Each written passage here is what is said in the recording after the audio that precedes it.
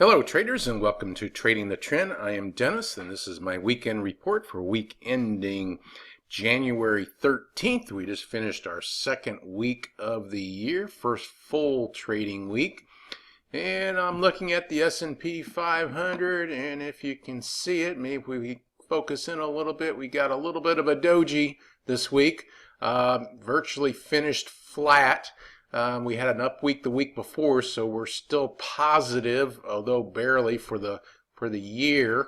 And we're just not doing a whole lot. You can see we're pretty much moving sideways for the past better than a month now. If you look at this on the Dow, I put a little rectangle here, and we're just stuck in that little rectangle here for 5 weeks in a row. We're still trying to hit that Dow 20,000 mark. Got within pennies of it, but we're still waiting. Maybe this coming week will be the week that it will happen.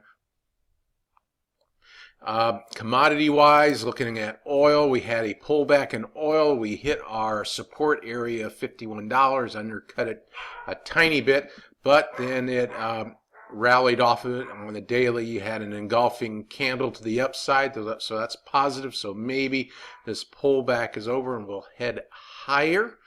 Also on the commodity front, let's look at the gold miners weekly chart. 4 up weeks in a row.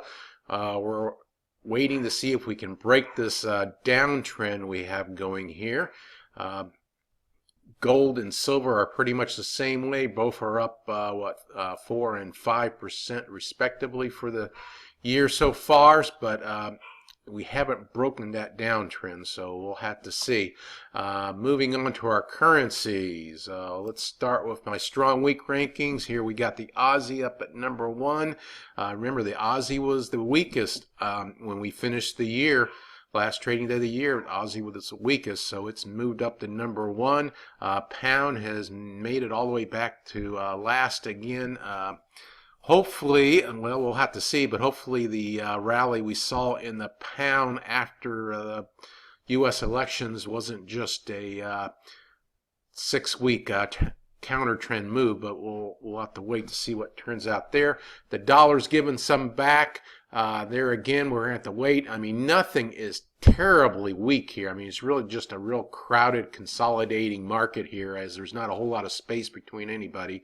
You can have someone jump from number 1 to number 7 and vice versa real easy here. Looking at the currencies themselves, here I got a weekly chart, Euro US dollar, and you can see after this nice little down move, we stalled out, and now we're back into this 2-year trading range that we've been watching. Not a whole lot to do here. I mean, if you wanted to, sure, you could try to play this thing up to the top of this range. No guarantee it's going to do that. For my own trading, I want to see something like we saw here with this down move here. That's the type of move I am waiting for, and I want to make sure I have cash in my account to play such a move and not blow it all with trying to guess what's happening here. Moving on to the Aussie US dollar. 3 up weeks in a row. Pretty good move this past week. You got to watch that when you see a big move after a couple up weeks. Sometimes that last big candle is your final move, so we'll have to see what happens there. If you look at this on the daily, you'll see that we're right up here against the 200-day moving average. We hit it, and we hit it again on Friday, and we can't seem to get above it. But we didn't retreat off of it. So we'll see what happens Monday. Possible play might be to put in a sell order below the low of this candle here. So if we do hit it again and head down, you can catch it. You could also just put a sell order right at the 200. And if we finish above it, then you exit your trade, and it's just a small loss. Those are just a couple ways you could play it if you chose to. U.S.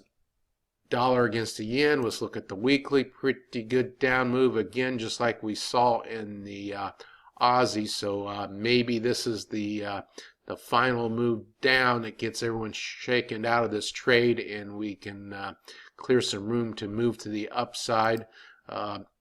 U.S. dollar CAD, we continue in this back and forth tight uptrend. We're at the bottom of this move, so we'll have to see if you look at this on the daily. And again, we see another pair that's hitting the 200 day moving average. We had a pretty good pin bar reversal off of it. We didn't get any follow through, but we're still above the 200. So you got a couple currency pairs with the US dollar that are holding their 200 day moving average, so that could be significant. We'll have to see if the dollar can get a bid this coming week. And that's pretty much what I got for you. Hopefully everyone has a great trading week, and I will catch you later on my thread.